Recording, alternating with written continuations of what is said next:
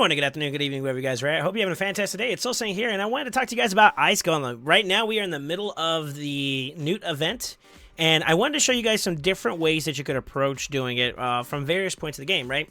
Of course, one size doesn't always fit all, and I do feel like that's something that I kind of wanted to know towards you guys.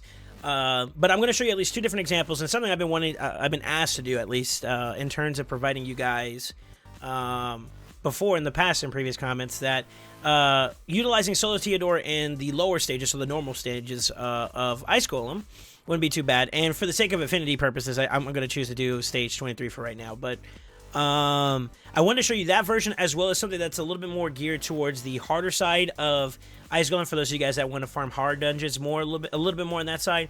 So it'll be a little bit more dependent, but it's also going to have something that's going to in sync with a previous champion I used not too long ago as well. So let's get down to it. The main thing that I wanted to talk about Ice Golem is that it's a little different from the normal version to its harder iteration, as well as some mechanics that you can kind of keep in mind that'll help you kind of get yourself along the way, right? And the main thing is kind of dealing out a decent amount of damage while preparing for the amount of intake that you would take, which has to do with the amount of allies of a revive. So like the amount of like ads he has. So the more ads he has, the more damage he does. Basically, he kind of gets more to the point of where he does like true damage. So right here, this attack will revive any dead allies to 100%. That's what his Frigid Vengeance does, and that procs based off of thresholds. And then for each enemy that he has, so for example, he only has up to 2, it gets 50% and 50%. So basically 100% ignore defense after a while, right? That is something that you have to kind of watch out for, and you have to kind of play with that mechanic in mind. So mitigation's really strong, or getting rid of the ads and preventing them from ever becoming a problem is a way that you can form it. And we're going to show you guys that today. So this one, I'm actually going to kind of show you the champion first, and we'll let you see the run. Theodore is one of the first ones I built up in terms of being able to do solo content when there was only stage 25 before the hard dungeons came out, and I'm going to show you a build that I have for him right now currently, and some important stats to kind of keep in mind. In particular, having a decent amount of speed is always king. Remember, we talked about it before in our previous videos and whatnot about like how to build champions up, but speed's always important, right? And I do have a pretty healthy 229 speed is where I'm rocking at with him. I don't have any bonuses right now in Ice Golem's Peak, but that is one area that you can get some some bonuses to by participating in Live Arena, and that'll help build you up some more stats if you're ever looking to jump in a couple areas here and there, right? As well as affinity too, as well. If you're only building up a Theodore for this, like how I have currently built, then maybe building in the spirit side of things to give yourself a little bit more accuracy, which we already have a level 10 accuracy, for example, that's going to kind of bolster up some of our stats, as well as resistance and some other key factors you want to pay attention to, okay? So the main things we got to watch out for is pretty much the amount of damage we take, as well as the debuffs we take, because a lot of our build's going to be predicated about self-sustain. So utilizing regeneration is a key factor, or any of the sets that give you that, whether that's Guardian, Bolster, to name a few. Is pretty much key. That's what's going to keep him alive. That's kind of like the built-in heal he's going to have from the gear. Then a complementary set that will also benefit him from certain stats. So I lean towards Perception for the extra accuracy and speed, but you could use Righteousness for speed and resistance. Like that right there's a little bit less of a requirement as long as it's contributing towards your stats, right? Now, the big thing, and I want to kind of show you guys some key factors here, is that you do want to hit a certain amount of accuracy, a certain amount of speed, or a certain amount of resistance. All those like key factors are very, very important when it comes to dealing with Ice Golem. So for the sake of this video, and for the sake of what we're going to be doing, I'm going to keep it at stage 23 since that is positive affinity, so we automatically come in with an advantage, right? But for particular, if you pay attention to it, the amount of resistance you're going to need to be able to resist most of the damage output or most of the debuffs that are going to be placed by any of your opponents that you're going against is roughly around, for most of the ways, is 238, but at the boss fights 305, so I would aim around 305 minimum. We were, good enough to be able to get it pretty high up in that regard. From there, it's going to be based off of what you can land for Theodore. So Theodore's damage pretty much comes from a lot of his debuffs. So their resistance is 133 for the weights, which is about 158 accuracy you're going to need. 158 accuracy is pretty much the same thing across the board, but at the boss, it's 225, so anything above 225. Thankfully, we are just a little bit above that, so we kind of hit both of those requirements. At that point, we want to kind of go as fast as we can, which we will get benefits from his masteries, as well as his own base speed, and his kit. His A2 does provide increased speed, and we'll talk about that a little bit. To go as fast as we can to maybe even lap the opponent so that we're getting those regenerations those procs from the set bonus to give us a little bit more ample survivability. It does get close in certain areas, but with that level of speed and the level of like gear that we got going on, it should get us through the gate. Okay. Now, with all that being said, we still have to worry about that damage intake that we take from the boss overall. So, you know, stacking up a little bit more in terms of defense, as well as the total amount of HP he has, is ideal. I did change some pieces around, so this number is a little bit lower, but I would ideally recommend players, for the sake of other dungeons as well, because the same Theodore I have used before in Solo Dragon at stage 25, which is also Red Affinity or Force Affinity, so it makes it a little bit easier for us there. I use a similar concept with him as mine, so, you know, hitting these recommended stats while beefing up as much defense as you can. I think a healthy build is anything north of 3.5 with like 65 or higher HP, so this is a little bit on the lower side for me, but we're going to give it a run, see how it does, and maybe we'll do some tweaks out from there. But overall, the main thing is just trying to find little areas where you can get some extra stats and get that going. So you kind of see it. A lot of my stats are based around trying to hit those specific numbers and get as much as we can. I did talk about skills and how we get value, so decreased speed. This is where accuracy becomes very, very important. As well as poisons. Poisons is like the bread and butter of where his damage comes in from. He places 2 plus poison sensitivity on all enemies every single time he uses A2. But he also gets increased speed, which is a 30% boost to whatever his total speed is, right?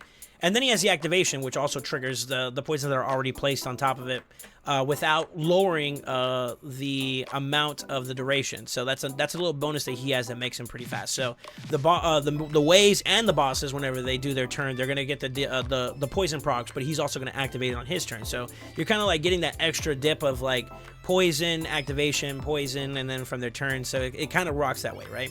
Now, for masteries, with the mindset of trying to hit certain stats, I kind of played with those factors in mind. I leaned towards resistance as unshakable from the defense tree, but I also did go down, you know, getting resistance as a part of Defiant at the beginning of that. Try to get some increased healing that the champion receives. That also is included with set bonuses, so that does give you a little bit of extra healing on top of that. And then you decrease the amount of damage you take whenever you're hit by a crit, which is very unlikely with this affinity, but in the event something like that does happen, you're also getting some extra value out of it, right? And then whenever you lose a significant amount of HP, you have a chance of removing debuffs. Say, for instance, you did get that 3% happen to you, and you got that heal reduction, but you lost like 50%, so it's very, very important you start healing up. That has a chance of like removing some debuffs, right? And then also healing it whenever you kill a target. So maybe you're fatigued from the previous battle, but because you're killing some of the mobs, you're also getting some heals. So the whole name of the game is to sustain, right? And then, of course, that reducing damage. Anything that you could do to mitigate damage while providing stat amplification is pretty much what we're looking for with this build, right? Now, on the support side, we also leaned a little bit heavier towards like gaining other stats, like accuracy, for example, right? So we know triple accuracy whenever abilities are up, or for each ally, enemy that's alive, life is still, or lore is still, excuse me, to get more value out of the set bonuses we got. You know, basically some heavy ways to add on to the stats we're already building into, right? But here's some of the key factors where this kind of changes up things. So in the event that your team members die, he also kicks up another extra speed, up to a total of 24. Now, I already have a pretty decent speed build on him, right? He's in the 220 range or higher. So, you know, if the Ice Golem himself is only like 90 speed, which for this particular stage he is, right? He does get the amount of not only 1, but 2 times, maybe even 3 times he laps at a certain point over the boss, which gives us chances to kind of sustain from the damage we take in. So that kind of keeps that his mechanic in mind, but playing through it, right? And then in tandem with that, with what we're going to have, and this is the big key as to why you would want to maybe potentially build up Theodore for solo Ice Golem on the normal side, is you can double dip in and level up food while you're also at it. So we're going to get into the run. I'm going to kind of show you some of the things that you can look and see and identify that'll help you, or things to look out for and whatnot. But the main concept is that Theodore is going to benefit from having food in tandem with him that's going to die that he nets gains from, right? So he's already going at a pretty decent speed. I don't know if you noticed, but some of these mobs didn't even get a turn yet.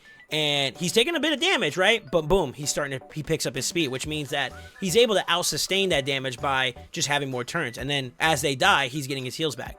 Boom, he just had 2 turns in a row before the mobs even got their chance. So he's already kind of laying down the playfield so that whenever they do get their turns, we're prepared for it. So, you know, yes, we're taking damage, but we're not taking any debuffs, which means that there's nothing that's locking us down. And we're going fast enough to a point where it doesn't matter. We're taking a healthy bit of sustain back into it. Now, with the boss here, we do have to watch out for his big slap, and both of the mobs are up, so we are going to take a bit of damage, but because this is negative affinity, we get a lot more chances for weak hits. So now we're starting to ramp up, and we're getting a little bit more poisons on the bar, so he's actually also going through it. Now, normally at this point, we've already gone through like multiple activations, but because of the way that poison applied, it's not on hit damage, so we're not actually forcing those thresholds, which means he's ultimately kicking up a notch, and you get the win. It's very, very intuitive. It's very strong as a potent option, and it does help out quite a bit in terms of getting yourself some food. So like for those of you guys that are participating in the champion training tournament, as well as trying to do Ice Golem, this is a great way to double dip into those, and you get double the points, right? For the same amount of energy, for lack of better words, right? So it's a great way to do it. Now, I did want to state that, like, it gets even easier the more you invest into him, for sure. So, like, amplifying his HP means that, like, you know how you got, like, close to the halfway point or lower at one point. It makes it a little bit easier for him to sustain through that with his HP, and defense is going up. So, like, my build is just a demonstration. It's not the end-all, be-all. You can always improve this and make it better, right? And some ways you could do it is, of course, leaning more towards the benefits of your Theodore, right? So Theodore does get speed. You can take that in mind whenever you're building, maybe drop him by 20 points, but that ultimately leads into you benefiting elsewhere, right? In the same note, too, I am using Perception, but I do have an aura from him, which gives him 50, so add, and this is not shown in the calculation, but add 236 plus the 50, I'm looking at 286, which is way more than I need to be able to land the debuffs. Remember, it's only 225 that we need to hit to land the debuffs on any of the mobs, including the boss himself, right? So I could definitely drop a couple of my accuracy stats, maybe get rid of the set bonus and put in something like righteousness or something that gives me a little bit more in the stats that I'm looking for, like HP defense, maybe a resilience set, right? And that's a key component that I want to kind of bring to the table with you guys, is that, like, identifying that his kit can be used to complement areas that, you know, stat-wise you may be a little deficient in, right? In tandem with that, I built in Brimstone with him because I feel like Brimstone is just like an easy way to get like some percentage-based damage. It does a lot of damage, not only to clan boss, but other bosses like Ice Golem himself. But you also get some pretty healthy stats too as well. So at stage 2, you get HP plus 5,000. That's a lot of HP. Accuracy plus 50, that's a lot of accuracy. That's a whole aura right there, sitting right there that you can use, right? In tandem with the debuff Smite itself, which gives you a lot of damage, right? And then, on top of that, you get speed, HP, and accuracy in addition to it. So it's all great stats that we're looking for. There are alternatives, for sure, but this is a great option that's also offensive while giving you some complementary stats that you're looking to build up into it. So I definitely hope that helps you out in terms of, like, the normal ones. Let me show you guys what we'll do with the hard version of things. With with Ice Golem being out, I want to make sure that we try at least something that's a little bit more like middle of the pack, so like stage 5, stage 6. I decided to do stage 6 because stage 5 I feel like would be a little too easy with this team that I'm about to propose to you, but I wanted to kind of give you like a little bit of a showcase of something where you're also going to be able to double dip into utilizing a champion that I used before, and that champion is going to be none other than good old Artak himself. So the build that I made for him in my Aniri duo comp for Sand Devils is the same build that I'm going to be using for Artak here. Now, he's not the only person that's going to slam here. I wanted to show you guys a little bit more in terms of some of the other teams or other team members and how they're using it, and maybe some options to help you out with that too as well. So I am using Duchess, I am using Lydia. Those are some pretty top-end champions you can use, as well as Seer, and then a lower tier but still a pretty relevant rare in terms of a resetter in Renegade. And pretty much the way that you're going to see it go is that we're going to basically feed our buffs into Seer to clear wave 1 and wave 2, and then from there, it's just a matter of sustain with Artak, also applying HP burns to eventually kill the boss. And to be real with you, I wouldn't be surprised if someone like Artak could solo all the way through this dungeon because of how good his kit is in reference to this boss we're about to have. So I'm going to give you the breakdown, and basically what it is that we're going to prioritize using buffs as much as we can in wave 1 or round 1 with Lydia and Duchess, right? So they're going to open up with the A2 on Duchess, which is going to give us 3 buffs, and then Lydia will also give us another 2 buffs with the decreased defense and weaken, making our hits a little bit more stronger. That pop from Seer's Karma Burn, which is what we're going to open up with here, is going to ultimately just one-shot the wave, right? Now, for Artak, I don't want him doing anything going into round 1 or round 2, so he's basically just going to just exist. I will set his Purify so that his HP burn is the first thing to activate before. The AI, for some reason, always prioritizes Dogs of War instead of Purifier first, so we're going to try to make sure we set it so that Purifier goes first and then Dogs of War afterwards. But round 3 for for Duchess and Lydia and Seer, pretty much we just let them do whatever they want. But the main thing is that we tried to utilize Karma Burn as a primary factor going into round 1 and round 2. Now, Renegade is going to avoid using the Sacrificial Ritual, which is the reset ability, on wave 1, so that she doesn't, you know, misuse it or mistime it, and we get through the whole wave before we get to the second round where the actual reset is important. So she'll open up with it in round 2, and then in round 3 we just let her go. Seems pretty simple, but the main thing that we're going to try to encompass here is that we got some decent stats, right? In terms of, you know, anything north of 200 is not too bad, with a strong amount of defense. And to be honest with you, I would prefer a little bit more in terms of HP and maybe some resistance on my Duchess to make sure that she's very, very tanky, right? And we will also benefit from her passive, which is going to give us some mitigation. Now, she is in the requirements, and we'll talk about this later down the road, but there's going to be some alternative options we can use, right? Lydia as well is going to exist there pretty much, and this is something that's going to be kind of key to another way that you can beat the boss, which is you're going to spank and tank it, but you remove the factor of the ads being too much of an issue. So her death hold, and for the lack of better words, the way the mechanic works with Ice Golem is that when he hits those thresholds, and we will, so we're going to do on-hit damage that's going to trigger some of his threshold points, right? It's not the same as like Theodore's poisons, and also poisons don't work in hard mode like the way they do in normal, so it's a little different, right? But with the fact that we're actually going to be activating and trigger those thresholds, whenever he does his on-hit of that activation, of that passive of his, he also revives his allies, which are the 2 ads on the side. Well, with that in mind, since it's considered a revive, Lydia's passive, Death Hold, actually blocks revive attempts. Now, keep in mind, this is on a 7-turn cooldown, so if she's not going super, super fast, this will eventually get outpaced if you're doing decent damage to the boss, which you will see here down the road. However, it will negate maybe 1 or 2 revives, which means the amount of damage intake you take is a lot more easier to manage, for the very least, right? Then, of course, Artek himself, believe it or not, HP burns. It's Ice Golem, fire with ice, and it kind of makes sense, right? That burning it down and applying extra HP burn damage is actually a lot more impactful to Ice Golem, particularly for hard, than it is in general. So that's actually kind of like where Artek kind of kicks in. Not only does he puts it on, he activates it, and then increases the duration of it. So it's pretty much consistently on if we can help it. Now, mind you, my Artek isn't fully booked, so I do have a little bit more longer of a downtime, which can contribute towards inconsistencies on the uptime of HP burn, but still you get the idea of it. Same thing with Seer. To be real with you, I only need the rest of the team to get Artek to the boss as fast as possible, and then from there, Artek just does what he needs to do, right? Let's show you guys the actual run. You're going to see a lot of people die, especially going into the boss fight itself, but that's okay. We actually benefit from that if you keep your eyes open, and I'll kind of show you how that works out down the road, okay? But we're going to let this rip. Remember, this is stage 6, so it's Void Affinity, Neutral Affinity, but the main premise is that we have our Wave Clear team with Seer, pretty much prepped up and ready to roll. She activates, one-shots the wave, and then from there, we kind of have like a 1-turn delay, but because we're going at a decent speed, and I'll show you those speed requirements down the road, we are able to lap the ads and ultimately get the reset and rinse and repeat round 1 into round 2.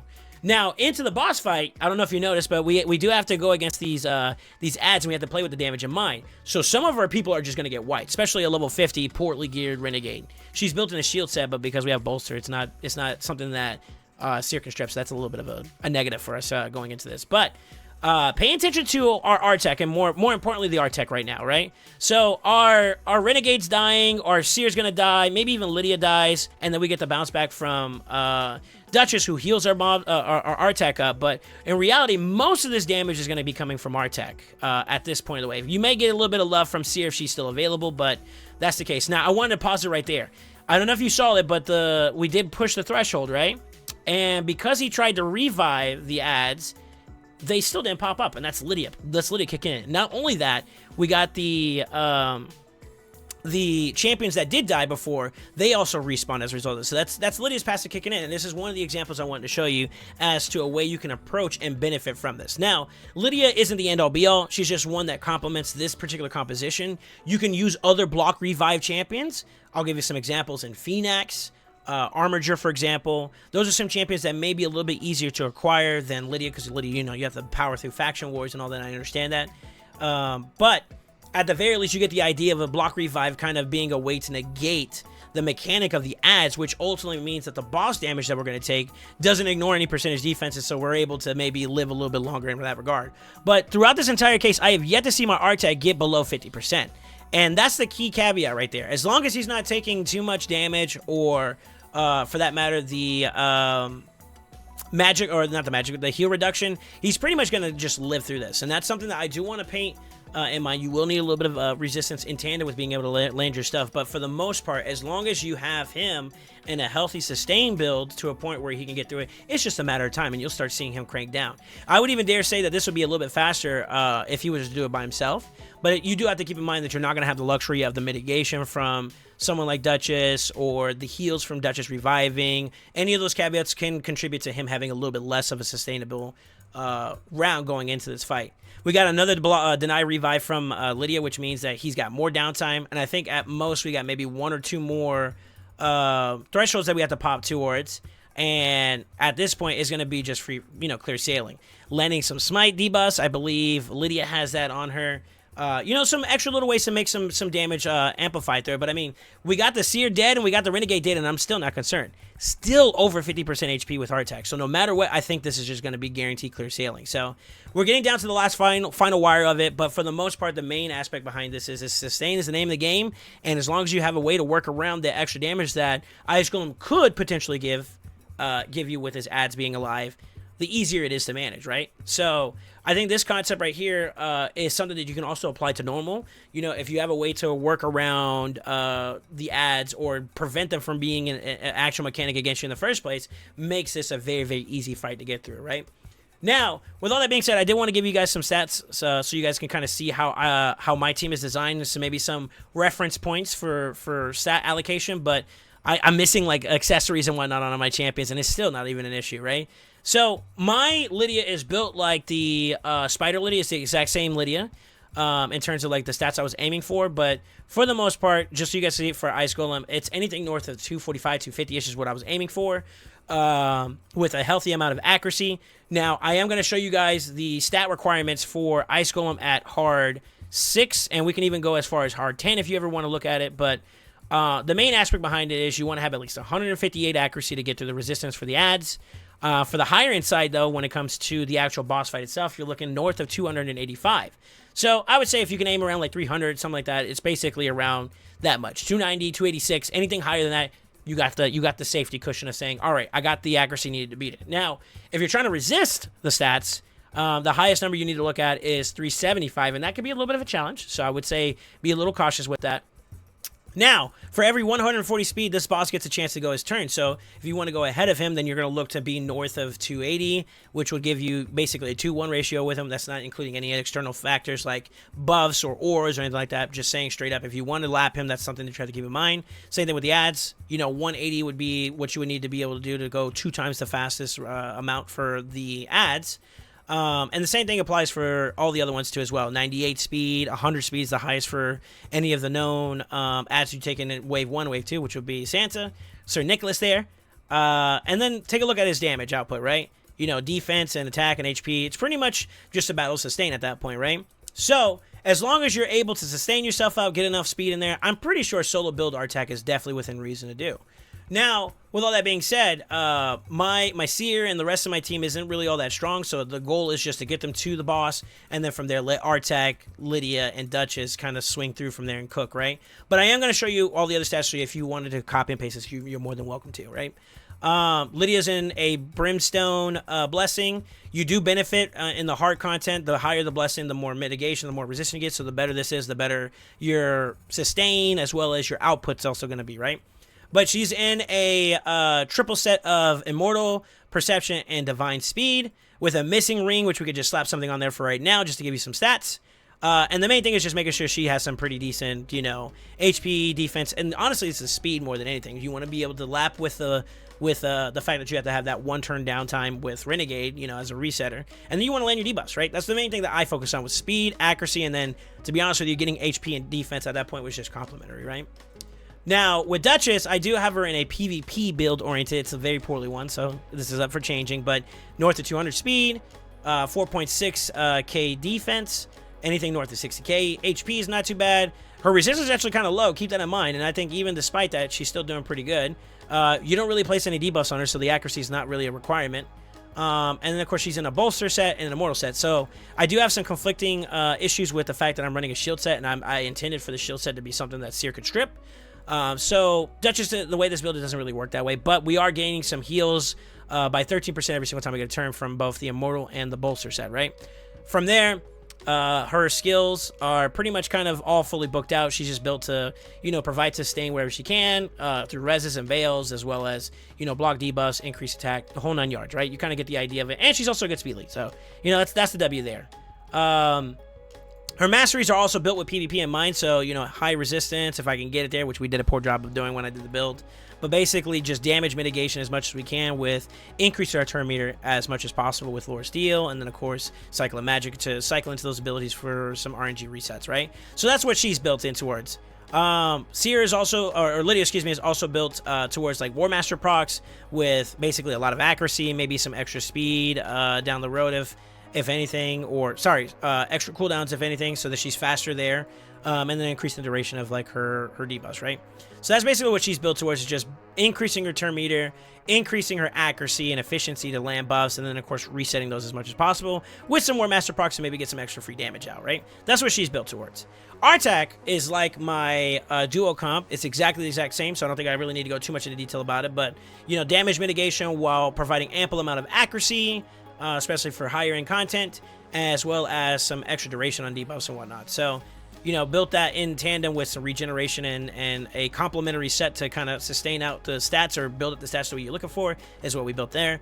Seer, we wanted her to pack a punch with Karma Burn, and Savage or Ignore % defense sets are pretty much the way to go. I do have a broken set that I'm using, but I'm looking down the line to maybe upgrade this towards a Cruel set for extra damage, Ignore % damage, or maybe crit damage to amplify her stats so that she packs a little bit more of a punch. She's at 259 right now, so maybe going higher to like the 275 range, maybe 300% down the road would be ideal. But anything north around 190 or 195 or higher is pretty much what I was aiming for. She's actually built with the mindset for a speed tune towards my spider team, so if you haven't seen that video, go check that out. But basically that's the name of it. 100% crit rate, high crit damage, a decent amount of speed, so she's in sync with everybody.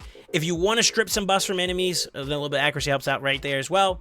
And then of course Renegade in a very, very, very poorly built shield set, on a level 50 Renegade, mind you, to go slightly faster than the Seer, which is actually kind of irrelevant for the purpose of this team. But I would like for her to go at the top of the turn, but that means she's got to be really, really fast, and we're not building that up right now. In a shield set for another set of buffs for her to pull, and then no masteries, and the only thing that we care about is her E3 being booked. That's basically all I did with her, and that's the teams. Those are some different ways you can beat the bosses depending on where you're at in the game. The main thing though is that like you have to prioritize dealing around the mechanics of the adding more damage to the boss. Whenever he swings, ignoring that percentage defense. There's no point of having high defense if he's ignoring all of it, right? So we do want to be a little careful with that. And one way to do it is just remove them from the equation, or kill them fast enough to a point where they're not a problem, and utilize champions like Theodore or Artak, who can push the boss without maybe activating the threshold or playing with the threshold in mind. So with all that being said, I hope you guys enjoyed this video. If you have any comments, questions, or concerns, feel free to ask me in the comments below. I'll definitely feel free to answer them as best I can. And with all that being said, I'll see you in the next video. And always remember, stay ascended.